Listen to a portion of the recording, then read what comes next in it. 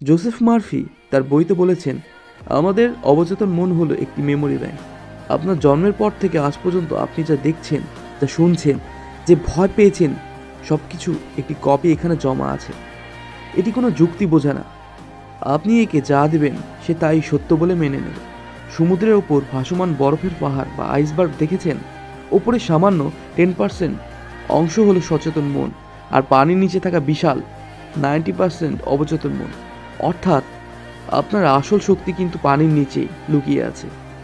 আপনি যখন একটি অ্যাপে ক্লিক করেন, সচেতন কাজ করে, কিন্তু আপনি ব্যাকগ্রাউন্ডে কিভাবে কাজ করছেন তা আপনার ফোনের অপারেটিং সিস্টেম অবচেতন মন সামলায়। অবচেতন মন কোনো তর্ক করে না, সে শুধু আদেশ পালন করে।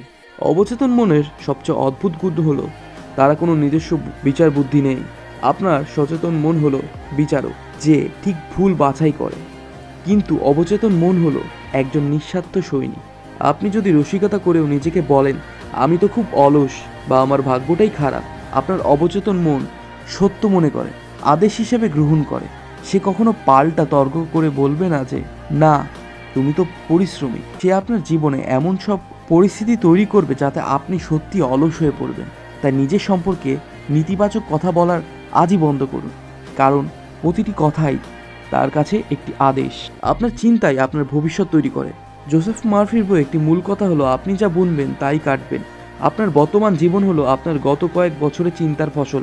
আমাদের মস্তিষ্কে প্রত্যেকদিন প্রায় 60 থেকে 70 হাজার চিন্তা কাজ করে। এর মধ্যে যেগুলো বারবার আপনার মাথায় আসে সেগুলো আপনার অবচেতন মনে গেঁথে যায়। আপনি যদি সারাক্ষণ অভাব আর সমস্যার কথা ভাবেন, তবে আপনার ভবিষ্যৎ সমস্যাতেই ঘেরা থাকবে। কিন্তু আপনি যদি সাফল্যের ছবি মনে লালন করেন, তবে আপনার অবচেতন মন আপনার অজান্তেই আপনাকে সেই সাফল্যের পথে নিয়ে যাবে।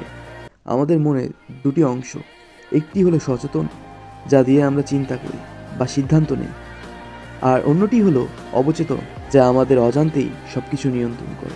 সচেতন এবং অবচেতন মনের মধ্যে পার্থক্য সহজভাবে বলতে গেলে আমাদের দুটি স্তরে কাজ করে। একটি হলো সচেতন মন, কনসিয়াস মাইন্ড, যা দিয়ে আমরা এই ভিডিওটি দেখছি, চিন্তা করছি বা সিদ্ধান্ত নিচ্ছি।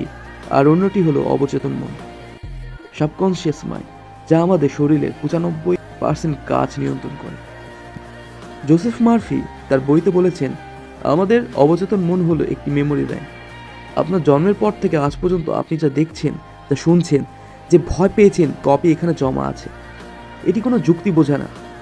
আপনি একে যা দেবেন সে তাই সত্য বলে মেনে নেবে। সমুদ্রের ওপর ভাসমান বরফের পাহাড় বা আইসবার্গ দেখেছেন?